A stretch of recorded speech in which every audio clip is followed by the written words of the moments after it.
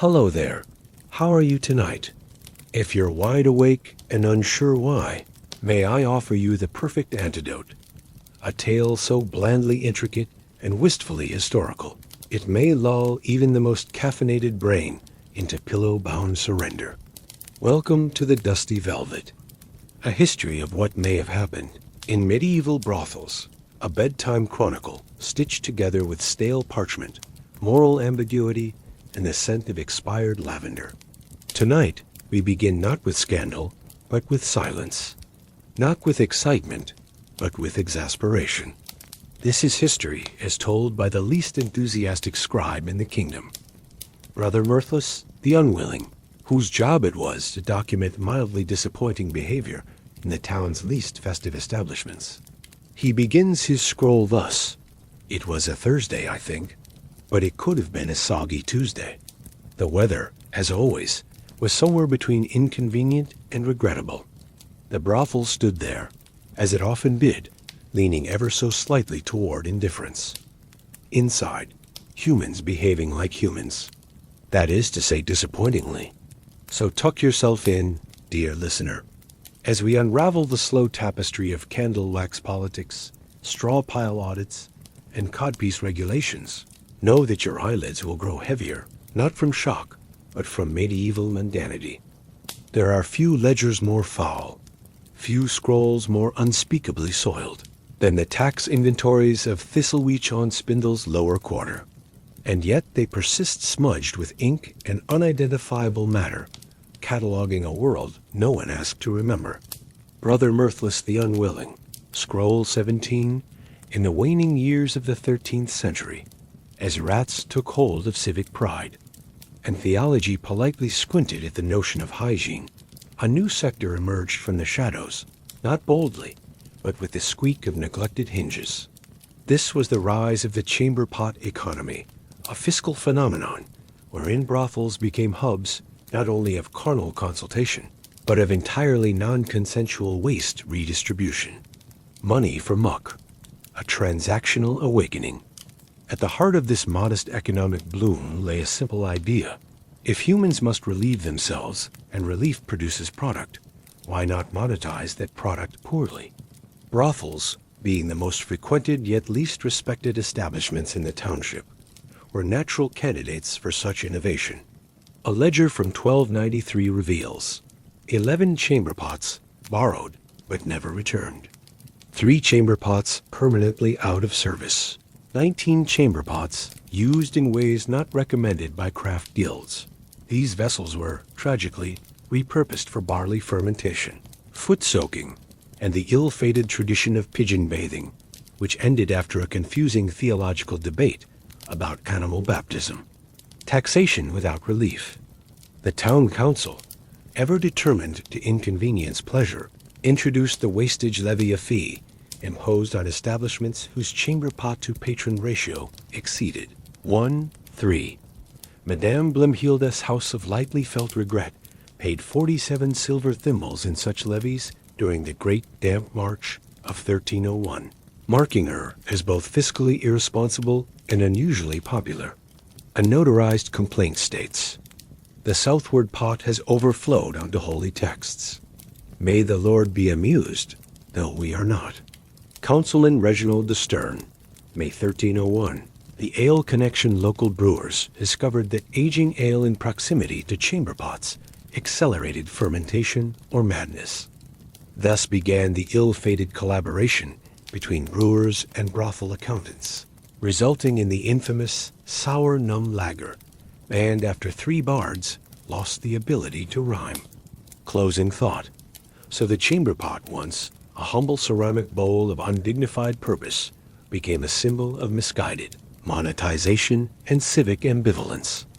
It was proof that even the most excretory of objects could fuel an economy, provided no one asked too many questions. The red spots were deemed divine, the itching a lesson in humility, and the oozing, naturally, a metaphor for sin. Brother Mirthless the Unwilling, Scroll 22, Observations on Boils and Morality. The 14th century brought many things: a decline in optimism, an increase in unpleasant odors, and the unexpected popularity of skin blemishes. Among these, the rise of pox variously named, vaguely diagnosed, and enthusiastically misinterpreted became a defining feature of medieval brothel culture. Medical misunderstanding at scale. Most brothel healers were part-time rat trainers or full-time hallucinating apothecaries.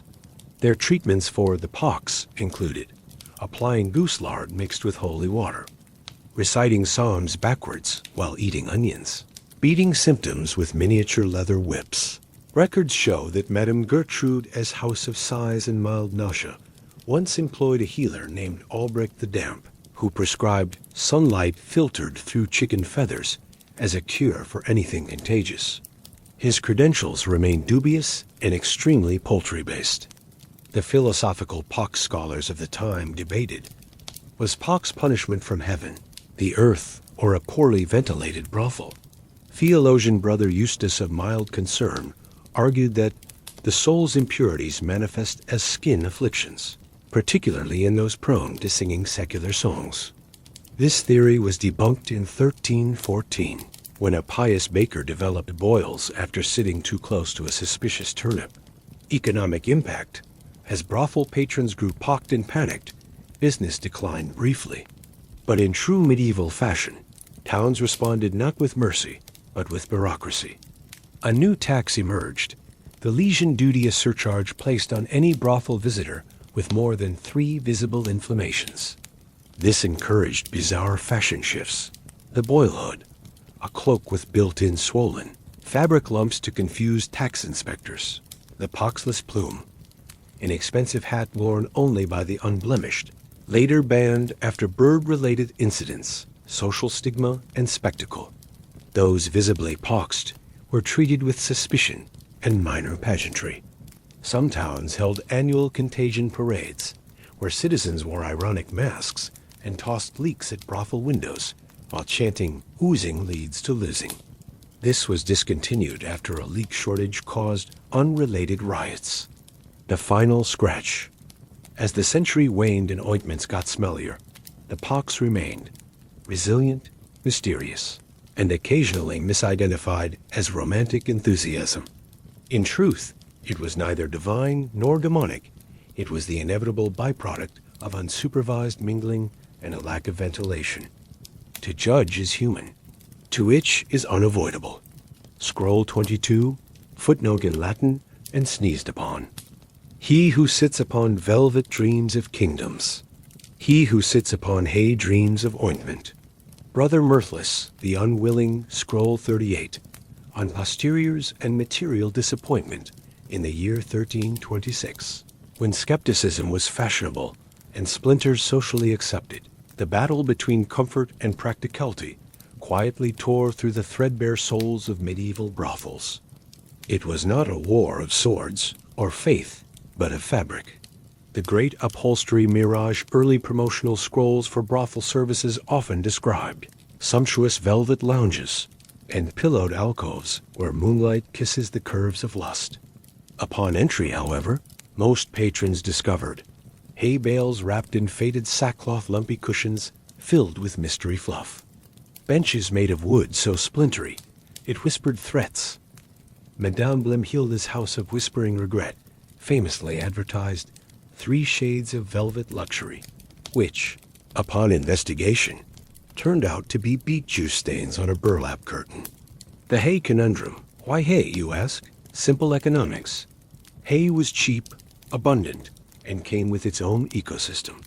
Brothel records speak of itch outbreaks among patrons with sensitive skin hay fermentation due to excess humidity and ale spills rodent favoritism, were maestros hay piles over mattress corners, causing jealousy among less rodent-infested beds. In 1328, the town of Grisselford attempted a brothel reform titled Operation Cushion Uplift, which failed due to budget constraints and an unexpected mouse union strike. Fabric as status symbol textiles became a social marker within brothels. Patrons in embroidered tunics were seated on marginally less lumpy hay. Those arriving in fur were granted access to the elusive velvetish bench, a slab of wood covered in semi-soft beet-dyed cloth. One scroll reveals a dramatic seating dispute. Sir Glib of Northwich refused to sit upon damp straw, insisting instead upon divine linens or death. He was escorted to Madame Gertrude's annex of acceptable seating, where he promptly fell asleep. Chamber Journal, Volume 7, candles, dust, and fabric politics velvet's rare presence was mourned in poems and confused haikus. Soft was the velvet. They took it for tax reasons. Now I sit on hay. Evenings were marked by candlelight that illuminated every unwanted fiber and stain. Patrons gazed wistfully at embroidered tapestries depicting mythical beasts reclining on non-existent cushions. Closing thread. Thus velvet faded into legend, hay persisted in practice, and discomfort became routine. Brothels adapted not through luxury, but through resilience. And still, patrons returned itchy, unimpressed, and slightly philosophical. In the end, all comfort is fleeting, but hay is eternal. Brother Mirthless, footnote written in crumbly ink and mild despair. The ale was flat, the flirtation flatter. Still, I drank and flirted, for such is the rhythm of sorrow. Brother Mirthless the Unwilling, Scroll 43. On beverages and their betrayals, the medieval man faced few dilemmas more poignant than the nightly choice: to stagger into the warm haze of the tavern, where ale flowed like regret, or to sidestep into Madame Blemhilda's, where the velvet was metaphorical and the scent was anything but. The lure of lukewarm ale taverns promised. Drinks that had once met barley in passing tables, carved by someone's angry uncle. Songs of dubious origin sung by toothless bards the brothel, meanwhile, offered body heat and theological conflict. Yet more often than not, patrons chose the tavern not out of thirst, but because social norms declared taverns less complicated. Also, ale didn't talk back or ask about feelings. A comparative ledger from 1305 shows. Establishment Ave. Patron dwell time average regret per visit. The slouched tankard inn 4 hours medium. The grumpy toad tavern 6 hours mild Madame Blemhilda's. Brothel 45 minutes high. The rivalry that wasn't despite assumptions. Brothels and taverns rarely competed. They simply existed like damp and disappointment. Occasionally, disputes occurred when taverns accused brothels of harlot-induced ale diversion, especially on feast days. One famous tavern trial document reads, "She lured him away mid-chorus. I was halfway through the Ballad of Wet Shoes, and he vanished. Justice must be served." Statement from Bard Wulfric of Three Chins. Crossovers and collaborations. Brothel tavern hybrids. Existed briefly under names such as Ale and Affection, and The Touch and Tankard. These ventures failed due to logistical confusion. Too many drinks were spilled on uncomfortable laps, and no one knew whom to tip. A short-lived menu from one such location included spicy regret stew, warm ale, flirtation pie. The cycle of ambivalence ultimately. The choice between tavern and temptress came down to energy. After a long day of crop whispering and plague avoidance, the medieval man simply wanted to sit preferably somewhere where no one asked him to make eye contact. Ale numbs the tongue. Temptation numbs the conscience. I chose numbness either way. Brother Mirthless. Final remark before falling asleep during a sermon. If the body is a temple, some have clearly rented theirs to visiting pilgrims with dubious intentions. Brother Mirthless the Unwilling, Scroll 57. On sermons lost to size, monks were many things in the 14th century. Literate, reclusive, prone to digestion-related metaphors, and terribly concerned about brothel behavior. Their objections were not shouted, but scribbled, woven into marginalia, and tucked into sermons that quietly judged without naming names. Scribal size and spiritual footnotes in monastery libraries across the land. Brothel critiques crept into unlikely places, the Book of Psalms, and she did not refrain, even on holy days. Herbal Remedies Volume 2. May lavender purify both the wound and the wench. Inventory lists. One barrel missing, possibly claimed by sin. Brother Cadwallader of Wince Abbey gained notoriety for writing haikus about local moral decline. Moonlight on her brow. Chastity left with the cheese. We pray. She does not. Public denouncements and quiet regrets. Though monks rarely left their abbeys, they made their feelings known through sermons with alarming metaphors. The river of vice doth flood the valley of virtue, soaking our spiritual trousers. Lantern-lit vigils near brothels, where they prayed dramatically and hoped someone noticed. Letters to town councils, which often began, "As one untouched by worldly embrace, I must protest." Unfortunately, most councils replied with variations of, "Noted. Please stop mailing us dried sage bundles." Attempts at reform. In 1342, monks proposed the Sinful Locale Codex, a bureaucratic document meant to designate zones of temptation. Their categories included mild risk, moderate risk, severe risk. Towns adopted none of these. The codex was later used as kindling during the Great Biscuit Fire of 1344. The art of objection. Monastic artists painted anti-brothel scenes using deeply symbolic animals. Turtles equals hesitation. Pigeons equals indiscretion. Ferrets equals lust. One infamous tapestry, the Ferret of Regret, depicted a cloaked woman fleeing a rodent that wore boots and had clearly made poor life choices. The final TSK, in the end, monastic objections did little to hinder the brothel trade. The scribes wrote, "The candle wax dripped, the world turned," and beneath it all, beneath velvet myths and straw persistence, the monks watched, muttered, and added footnotes no one read. If silence is golden, our objections are bronze-worn, dull, and largely ignored. Brother Mirthless, tucked inside the margins of a hymn book. They taxed lust, but forgot to audit regret. Thus, the scrolls grew long and confusing. Brother Mirthless the Unwilling, Scroll 61. On fiscal ambiguity and candle wax errors in the medieval town of Spleen Ford on Holler, where parchment was precious and ethics were flexible, every brothel was expected to maintain a ledger, part moral record, part inventory list, part philosophical experiment.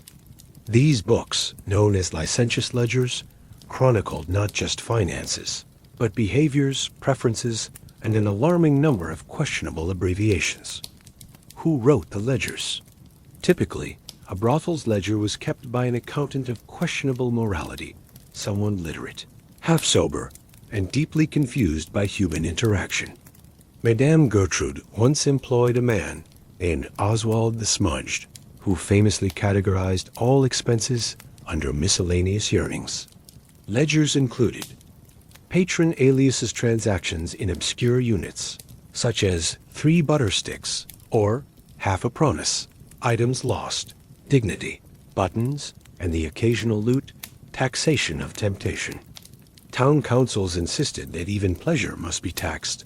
Thus was born the desire duty, a charge applied based on duration of stay, volume of size, emitted degree of eyebrow waggle.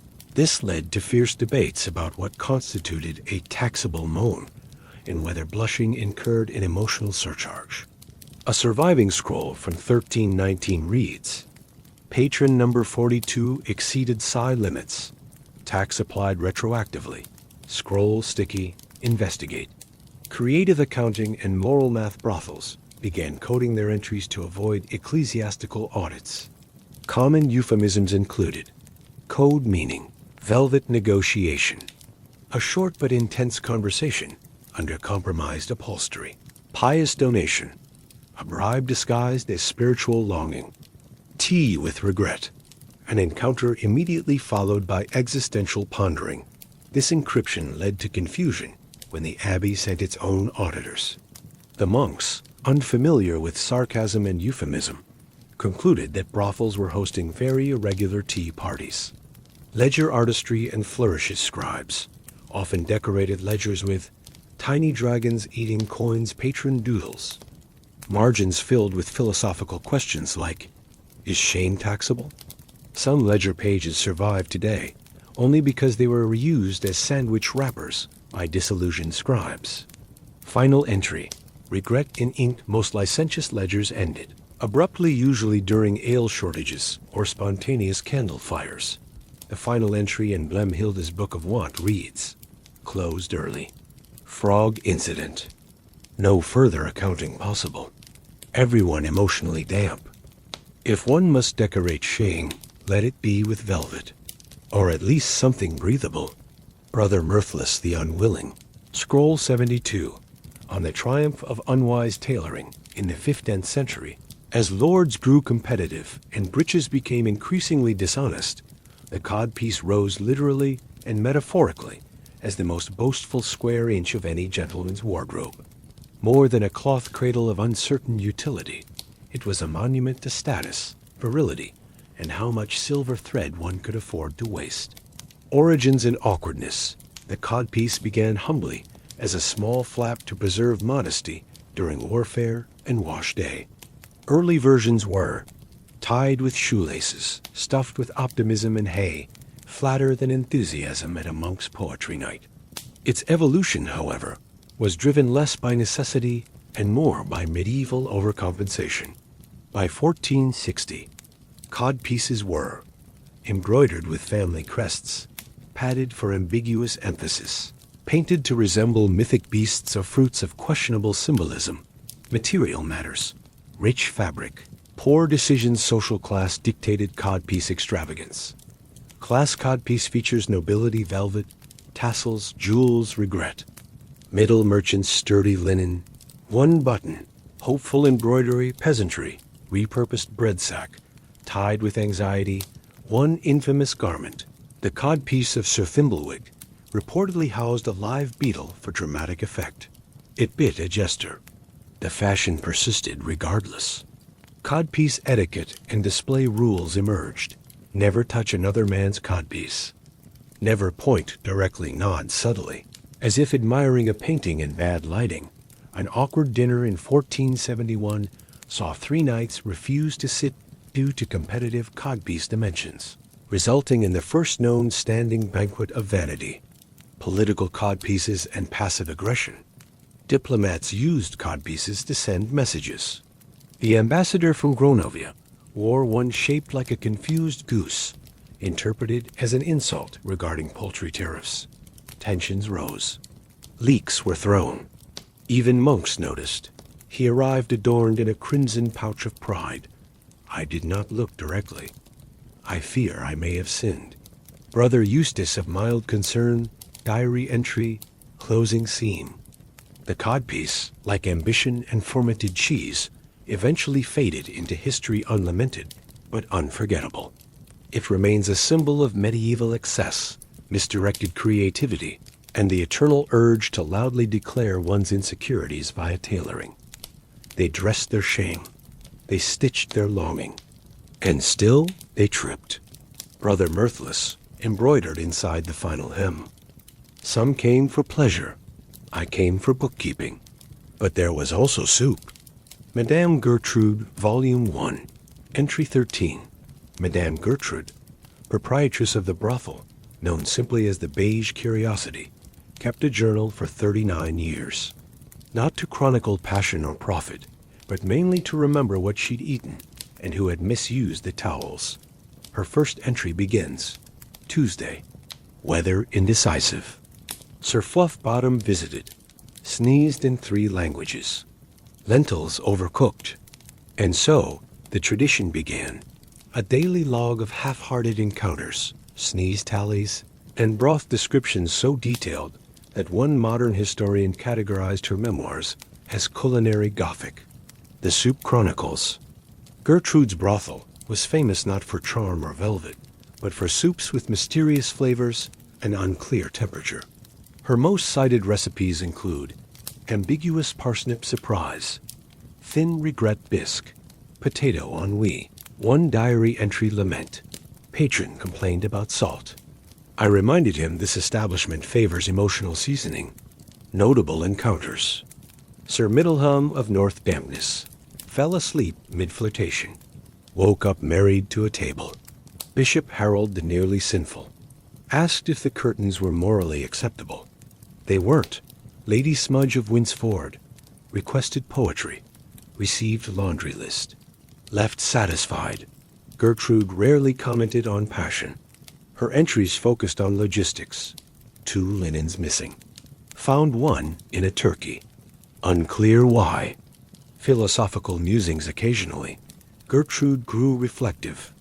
On one especially foggy morning she wrote, "Love is like barley stew. You expect richness, but mostly it's cloudy liquid and suspicion." Another entry, after discovering 3 identical guests had forgotten their shoes, mused, "Identity is optional. Soup, however, is eternal." The memoirs decline. In her later years, the diary shrank to single-word entries. Damp, why? Beans, Wednesday. A final scroll, partially eaten by a raccoon, reads, "Spilled broth on the ledger. May have taxed myself. Felt emotionally medium." Thus passed Madame Gertrude not in scandal, but in steam.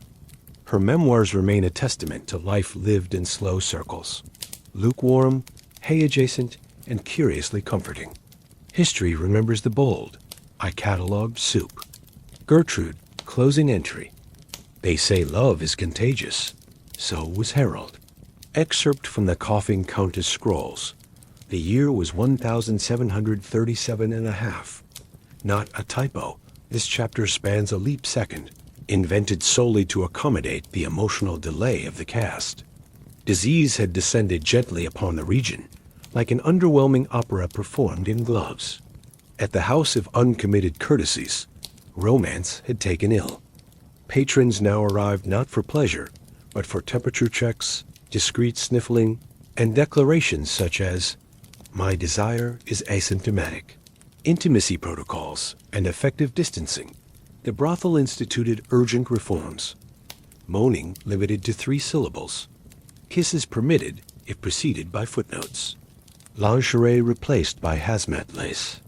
Lady Puddingfoot, resident seductress and part-time herbalist, offered guests time-infused suggestiveness, a tea rumored to arouse with minimal respiratory compromise. One guest drank 2 cups and accidentally confessed to 12 crimes and a vague longing for his barber. The sanitized seduction. Lord Bartholomew Dithersnort introduced the concept of romantic hygiene, attempting flirtation while holding a damp rag and reciting symptoms. Your eyes are gorgeous. Are they watery from admiration or mild conjunctivitis? Lady Grunge of Flusterberg made her debut during this era. She became known for whispering erotic poetry through a brass funnel, ensuring safety but losing rhythm. One verse read, "Your touch is like disinfected silk, your love, a sterilized quart of milk." It was later voted most surprisingly arousing compliance statement. Mutation and misunderstanding. A side plot arises when it's discovered the plague was mildly sentient and jealous. It would deliberately infect romantic rivals and rearrange love letters into medical bills. One steamy correspondence was retranslated to say, "I yearn for your touch copay, not included." Love in the time of discomfort romance shifted. Passion became passive. Pillow talk was reduced to, "Your antibodies thrill me. I brought hand soap and apologies. Do you feel emotionally febrile?" At the chapter's close, 2 lovers ran away together, wearing matching masks and dramatically misinterpreting social distancing as emotional boundaries. They were later found arguing over grammar in an abandoned linen closet. I waved. They cheered. I frowned. They wept. Power is exhausting. Queen Morose, the historically damp, in the year silent 1741, emotions were decreed. Until then, feelings had been freelance roaming unregulated like stray operas. But Queen Morose, a woman of exquisite melancholy and unusually loud elbows, had had enough. She declared, "From this day, sorrow shall be standardized. Joy will require paperwork." And thus, the Department of Emotional Regulation and Tea Oversight was formed. The Queen's morning routine each dawn began with a ceremonial sigh lasting 6 minutes, 3 spoonfuls of ambivalence oats, staring into a mirror of disappointment, imported from Belgium.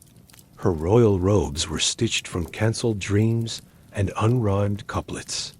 Courtiers admired her ability to look mildly pained even while drinking hot cocoa. Sadness as statecraft Queen Morose instituted national sadness festivals where villagers gathered to frown in unison. Events included competitive brooding lamentation parades, the annual royal weep-off. One brave child tried to giggle during the parade and was knighted for resistance through mirth. The Scroll of Regret, commissioned by the Queen. This enormous document catalogued every disappointment in royal history. The Great Teapot Fizzle of 1666 Prince, Thistle's Invisible Mustache Rebellion. The inaccurate royal horoscope that read, "Today you will be a trout." The scroll was paraded on national holidays and whispered to cows during diplomatic ceremonies. Rumors and revelations. Some suspected the Queen's sorrow stemmed from her forbidden romance with Count Ennui, inventor of sad carpets and emotional furniture. Others blamed her upbringing inside a foggy piano. Her private diary revealed tantalizing entries. Day 87. Felt something. Sat on it. It stopped. Day 112. The cloud followed me again, considering marrying it. Day 143. Someone laughed.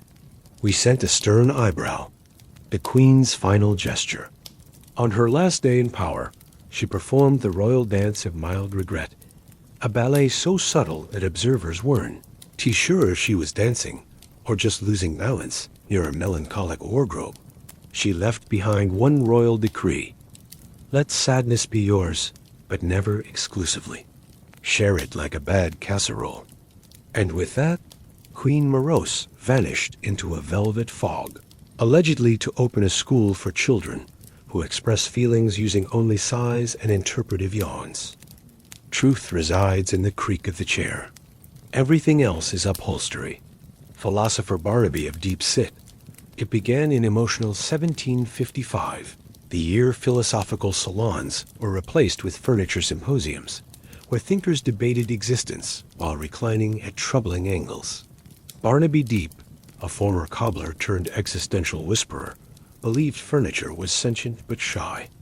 His first paper, Stoicism and the Crisis of Leg Identity, shook academia and mildly disturbed a piano. The sentient salon at the Academy of Dramatic Interiorize, scholars gathered with their favorite furniture. Conversations were as follows. My armoire is withholding. The chaise sighed again. I think it's nostalgic. Don't sit on the ottoman. It knows your secrets. Barnaby took this further. He whispered confessions to chairs and recorded their creaks as moral responses. My settee forgave me, but the bench is still judgmental. Furniture as Philosophy Barnaby proposed radical ideas. The sofa paradox. Can something be comforting and disappointing simultaneously? Shelf awareness.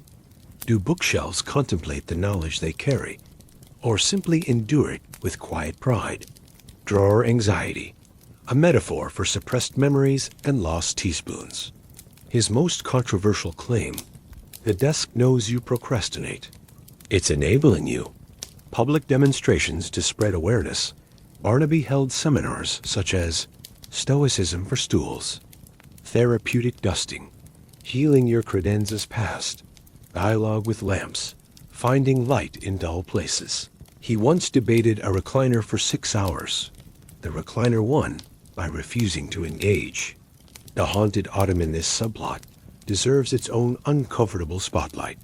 An ancient ottoman, embroidered with frowning cherubs, allegedly responded in Latin and stored emotions between its buttons. One passage reads, It burped in Latin when I admitted envy. We hugged. I wept into the fringe. Barnaby slept beside it for 42 nights, awoke enlightened and with one additional eyebrow. Legacy and faded cushion prints, though ridiculed in traditional circles. Barnaby's movement took root among poets, therapists, and exhausted librarians. His final publication, Furniture, The Silent Witnesses of Regret and Muffins, Remains required reading in misunderstood universities. Final recorded statement. Don't sit, converse. Every cushion has a confession. Where longing was misplaced under luggage and rage got stapled. I loved, I labeled, I lamented, all under well. Excerpt from the Codex of Felt Things. At the emotive archives of mild concern, emotions were no longer messy. They were laminated, cataloged, and shelved between historical pamphlets on suit taxation and unresolved glances. Librarian Pinois Thimblewhack, with spectacles sharper than regret and posture forged in etiquette, made it her life's mission to impose order on feeling. Her motto, every tear deserves a label. Every sigh deserves a sticker. The emotional filing cabinet by her decree, emotions were assigned categories. Feeling file code notes grief GR004, indexed with lost socks and ancestors. Joy J0011, often cross-filed with birthday cake disasters. NVEN008, contains green ink and passive-aggressive bookmarks. Nostalgia UN002, frequently smells of mothballs and missed chances. Love U031, rewritten weekly. Occasionally cried on quinoa, insisted emotions be resubmitted annually for reclassification. One man's wistful affection was later relabeled sympathy for wallpaper. The incident of misfiled passion in 1759, a scandal erupted when burning desire was mistakenly placed under flammable goods. Firemen arrived. One fell in love with a thesaurus. No one was injured, but a shelf eloped with a dictionary. Love lost in the stacks. Many visitors wandered for hours trying to locate their feelings. Signs included rage, now in aisle 6 between resentment and raisins. Grief has been temporarily moved to poetry. Lust is currently being repaired. Please use hope as a substitute. A child once asked, "Where's happy?" Quinoa replied, "Happy is fragile." We've archived it under historical concepts. The Emotional Index Petting Zoo. To engage visitors, the library featured emotional animals. The regretful goat, the defensive tortoise. Joybird's children, left with emotional trading cards and mild existential confusion. Librarian Quinoa's final entry. Upon retirement, she published Feelings, a user's manual with footnotes, which included, love cannot be checked out. It must be returned, often late and slightly damaged. Her last act was misfiling her own sadness under stationary misunderstandings, a poetic mistake that caused 3 researchers to weep into their cardigans. Every map I make resembles my mistakes. The mountains, the detours, the occasional sandwich. Hieronymus Fold, emotional cartographer in the year inexplicable 1762, cartography took a dramatic turn. No longer content with boring rivers and mountains, Hieronymus Fold charted the intangible. Heartbreak, missed opportunities, and the sting of choosing the wrong sandwich at lunch. His first breakthrough? The Atlas of Awkwardness, a sprawling scroll depicting places such as the plains of shouldn't have said that lake echo of that one thing you texted Mount Giltmore. Topography of emotion. Each map was riddled with features that felt eerily familiar. The valley of what-ifs, endlessly deep, strangely humid. The forked path of mixed signals. No signage, frequent shouting. The forgotten picnic area, where good intentions once went to nap. Fold insisted that cartography was therapeutic. If you can't escape your past, at least you can draw it with flair. Map fluids and emotional ink. The ink used was brewed from overcooked memories. Tears, a mysterious juice labeled Shame Berry Blend. Each map was slightly damp and required reading with interpretive gloves. Notable landmarks among Fold's most studied terrains. Landmark emotional impact level notes, crater of misread gestures. Moderate contains echo of I thought you meant. Cliffs of closure denied, high popular among poets and caffeinated exes. Tundra of emotional flatness, mild great for picnics with zero expectations. Forest of tangents variable you enter during a breakup, exit in a monologue. Each map included a compass of regret, which always pointed toward could have been. The infinite detour loop one, particularly infamous route, was the circuit of circular arguments. A winding path debated endlessly by couples who once disagreed over upholstery. We started near the Cushion Gulch. We never truly left. Fold's final expedition he attempted to chart, the continent of acceptance, but ran out of ink near Lake It Is What It Is and was last seen sailing toward a fog bank labeled Eventually. His final annotation: Maps are memory. I regret everything north of Tuesday. Featuring clandestine cuffs, subtextual stitching, and one treasonous trouser. Clothes make the man. I simply make the man slightly incriminating. Taylor Thistlebaum, statement upon arrest in dramatic 1766. Fashion gained espionage flair. At the boutique Velvet Implications, Taylor Thistlebaum quibble forth stitched more than style. He wove secrets, snubs, and psychological diagrams into garments worn by diplomats, lovers, and one emotionally distressed pineapple farmer. His garments were known for mysterious murmurs when worn in moonlight and seams that occasionally leaked confessions. Techniques of tactical tailoring Thistlebaum pioneered covert couture, stitch and snitch hemming, threads that whispered state secrets if tugged, cuffs of complication, embroidered with passive-aggressive messages in Morse code, epaulets of emotional baggage, flared dramatically during awkward silences. Each item came with a receipt and mild existential dilemma. Notable garments and scandals, garment effect, notable incident. A tattle. Cravat revealed wearer's worst poem caused breakup at haiku festival. Betrayal blazer contained microscrolls, inspired 4 coups and a bakery strike skirt of subtle resentment, rustled whenever lied to one. Most unhelpful clothing, award vest of complicated feelings changed color based on guilt, worn by 17 confused monks. One waistcoat screamed when approached by cats. No reason was ever found. The button incident. A gold button, allegedly enchanted and deeply judgmental, once derailed peace talks by squeaking L-I-A during a toast.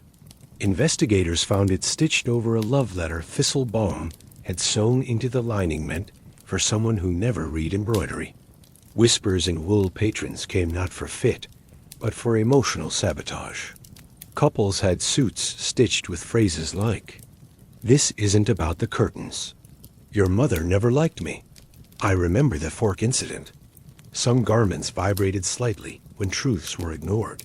Final Thread's Thistlebaum's shop was eventually raided after the Duchess of Interpretive Diplomacy wore a cape that recited political conspiracy during rainfall. His final creation? A robe that wept gently when hugged. Found in his studio. A note sewn inside a tie that read, "If you're reading this, you already know too much." Also, do not iron. Including restful rhapsodies, ambivalent allegros, and the sonata of the unspoken. My greatest work was performed nowhere, by no one, and everyone heard it. Maestro Windhelm of the Still Auditorium, in liminal 1769, music took a vow of quiet. Maestro Windhelm Blot, composer and chaos avoider, announced a revolutionary concept, symphonic emptiness. No instruments, no notes, just charged stillness, curated through invisible gestures and emotionally unstable tempo markings. The premiere caused swooning and 3 lawsuits involving a mute triangle. The philosophy of soundlessness Windhelm believed. Silence contains rhythm if you're emotionally available. Melodies are trapped inside furniture, waiting for dinner conversations to release them. The rest is not a pause, it's the whole point. His manifesto, Don't Play This, included 347 pages of blank staves and 1 tear-shaped coffee stain. Notable compositions you'll never hear: composition duration, critical response, concerto for closed windows, 17 minutes. I heard nothing. I am moved. Requiem for misplaced feelings, 3 hours. I sobbed when the oboe didn't play. Symphony of Hesitation, Opus Infinity. Variable, most honest music I never clapped for. Fugue in blank. 4 notes, all 4 notes withheld for ethical reasons. The silent orchestra debut audience entered. Musicians sat. No one touched their instruments. Timpani coughed. The performance progressed via synchronized blinking, subtle eyebrow choreography, and one trumpet player refusing to inhale. Midway through, a fly buzzed. It was interpreted as a tragic motif. At the climax, the conductor lowered his baton gently into a bowl of pudding. Gasps were heard across 2 tax districts. Windhelm's private score scholars uncovered annotations like, "Let the cello imply regret." Insert confusion between page 7 and whatever this is. Audience should leave questioning their milk choices. One piece instructed, begin with silence, proceed with restraint, end with forgiveness. The finale no one played went. Helm's final masterpiece, Cacophony Deferred, was a performance held in an empty hall. Chairs faced inward. Sheet music hung from the ceiling by invisible thread. No one attended. Yet all who didn't go claimed it changed them. Final entry in his diary. I wrote a pause today. It loved me back. Every bloom remembers something. Some regret. Others karaoke. Professor Petal Whim, Journal of Emotional Horticulture. In Petaled 1773, the field of botany grew complicated. Professor Petal Windtwig's son, scholar, gardener, and occasional romantic disappointment, pioneered centifloriculture, the art of growing plants infused with human emotions. His greenhouse, the Mood Grove, housed melancholy mom's euphoric ferns, passive-aggressive ivy, the emotional flora each. Plant emitted an aura based on the mood it absorbed during cultivation. Key specimens included plant emotion infused behavior blush root tulips first crush vibrated when someone blushed nearby soliloquy snapdragon existential wonder recited Hamlet in pollen clouds. The sorrow succulent loss and longing wept dew every Tuesday doubt. Dandelion insecurity questioned its own petals daily petal whim noted. You don't water them, you validate them. Cross-pollination chaos. An infamous experiment involved blending grief and joy, resulting in the bittersweet basil, which tasted like love letters forgotten in soup. Other hybrids? Anger and confusion equals the flusterbush hope, and resentment equals the optimist's thorn, horniness, and shame equals the blushing vine. The leaf confessional petal, Whim developed a journal where leaves were pressed and recorded like emotional fingerprints. One entry read, Today, the regret grows unfurled mid-argument. It smelled like old apologies. His documentation included photosynthesis therapy sessions, mood swings in moss, one fungal outbreak caused by unresolved tension between begonias. The greenhouse incident tragedy struck when the jealousy juniper invaded neighboring plots, tangled with a narcissist's orchid, and created a vine that only bloomed when complimented excessively. The resulting compliment war destabilized the ecosystem. Petal Whim's final bloom. He eventually cultivated the elusive contentment camellia, which simply sat, softly radiant, whispering, "It's enough." His final note was pressed between 2 petals of a modest marigold. We are all rooted in something. Mine was a failed romance and good soil. The greenhouse was turned into a museum of emotional gardening. Tourists cried politely and overwatered everything. Flavor fades, but feeling that simmer. Chef Remy of Forgettable Forks in Savory 1776. Cuisine transcended digestion. Chef Remy Foible, culinary mystic and part-time sock organizer, discovered how to season food with memories extracting emotion, hope, and mild regret from unsuspecting vegetables. His secret? A spoon carved from a lover's diary and herbs grown under whispered apologies. The method of mnemonic cooking Chef Remy didn't follow recipes. He followed feelings marinated in metaphor. Kitchen tools included a whisk that shuddered during emotional tension, a ladle carved from a willow tree that once witnessed an awkward proposal salt sourced from tears of the poet next door. Each dish came with instructions like, consume while remembering your happiest dance, chew twice, forgive thrice. Iconic dishes and emotional pairings, dish memory, infused reported side effects, longing lasagna, first kiss blushing, craving old socks, deja brew soup, childhood puddle nostalgia, sudden urge to skip stones, risotto of regret, a friendship faded, quiet weeping, occasional hiccups, grief tart with acceptance phone, a final goodbye catharsis followed by nap. One particularly confusing entree was pasta of unsent letters. It tasted like closure and oregano. The Cafe of Reflection, Remy's restaurant, the forgettable fork, required guests to submit a memory upon entry. Diners received custom menus titled You Again? Waiters trained in empathetic pauses. Tablecloths embroidered with diary excerpts. One patron reported, I ate something that reminded me of the time I lost a balloon.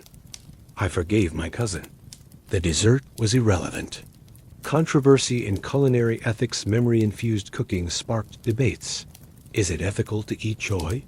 Can you borrow someone else's nostalgia if you're feeling emotionally underseasoned? Should basil smell like your ex? Remy responded by offering thought-free Thursdays, where dishes tasted like cardboard and taxes. The final course, before retiring to an undisclosed closet, Remy created soufflé of letting go it, deflated chimply, on purpose. He left a menu with no prices, only forgiveness options. His final culinary note, written in lemon zest, we cannot taste yesterday, but we can butter it. The historian who misremembered everything, featuring tangled timelines, chronological mood swings, and a scroll that refuses to be serious. History is written by the victors, miswritten by the romantics, and rewritten by me every Wednesday. Professor Elmer T. Mistookenstein, Chrono-Cluttered Beginnings. Professor Elmer T. Mistookenstein, renowned for his emotionally interpretive archaeology, began his career by misstating a fossilized croissant as pre-Bredian era. His groundbreaking thesis, Napoleon Invented Yoga, earned him tenure at the University of Inaccurate Remembrance. Tools of his trade included a calendar that sighed audibly during incorrect assumptions, a time machine powered by nostalgia and mild confusion, a bookmark infused with selective memory, the archive of temporal tantrums. Elmer founded the Library of Definitely Maybe, where scrolls argued over punctuation and historical footnotes flirted with each other.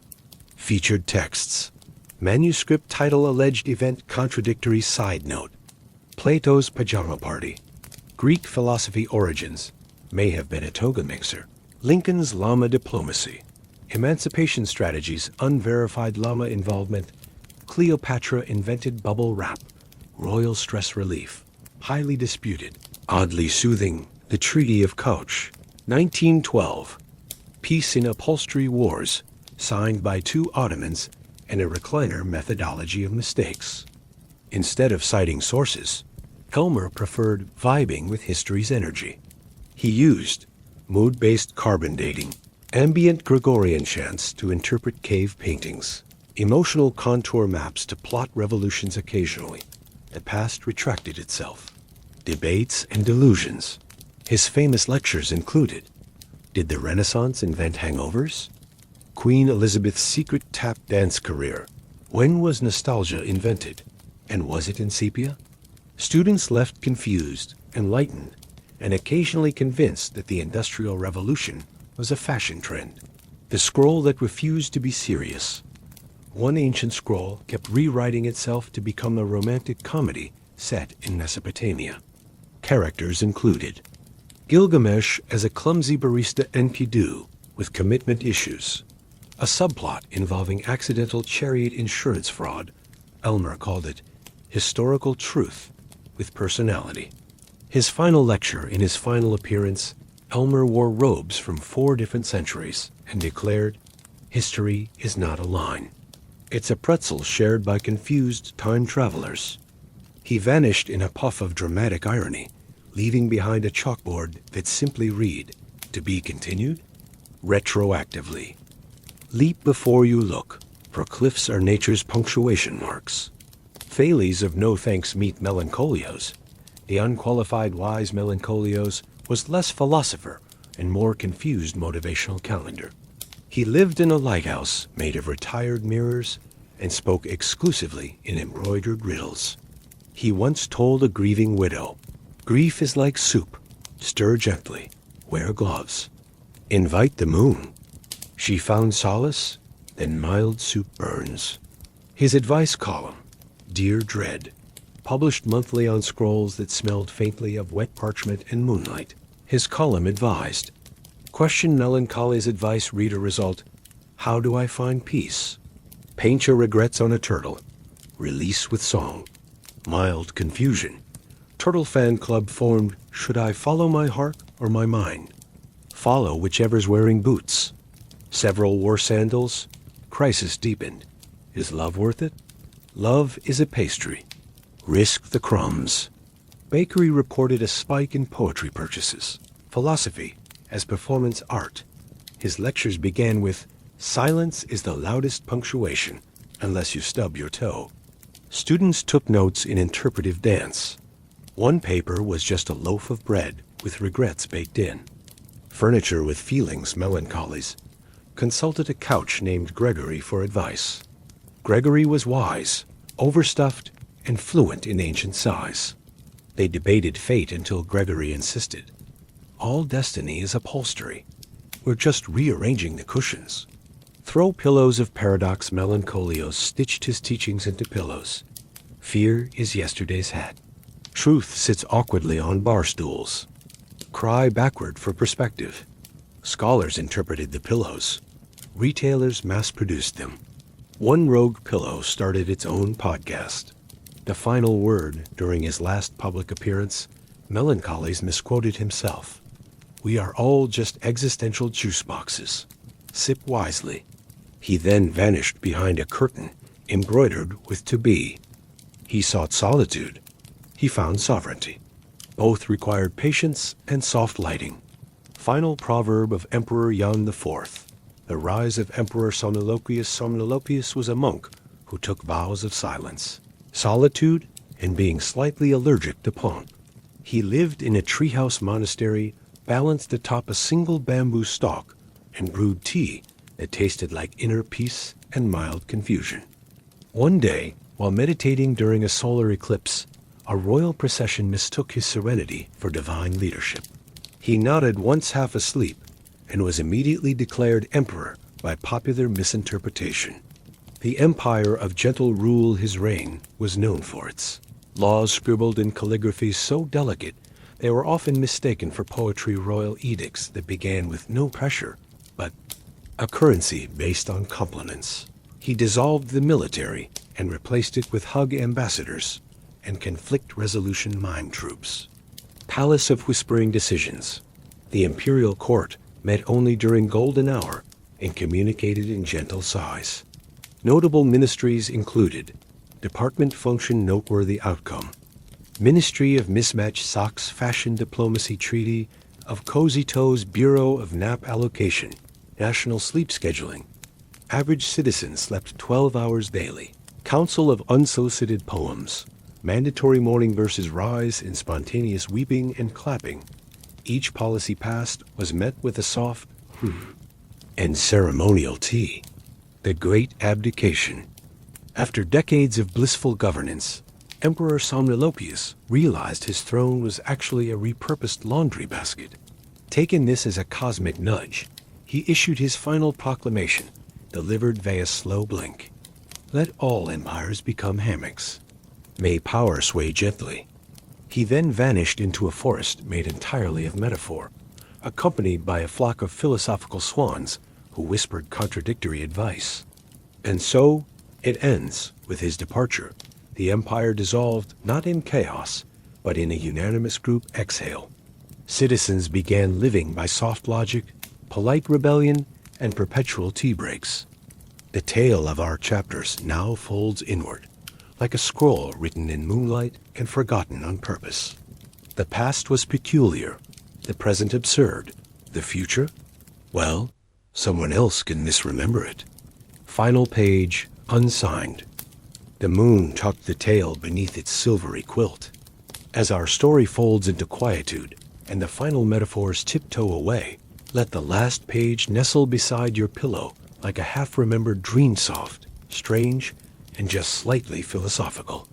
May your night be filled with narrators who whisper in your sleep, teacups that sigh with contentment, and pillows embroidered with peculiar wisdom, like snore boldly, think softly. So close your eyes, Mani, and let all emperors, philosophers, and historians lull themselves into myth. Until next time, may your dreams be absurd, your blanket poetic, and your snores interpretive. Now sleep, storyteller. The cosmos has turned down the lights. Don't forget to subscribe. It will really motivate us. Good night.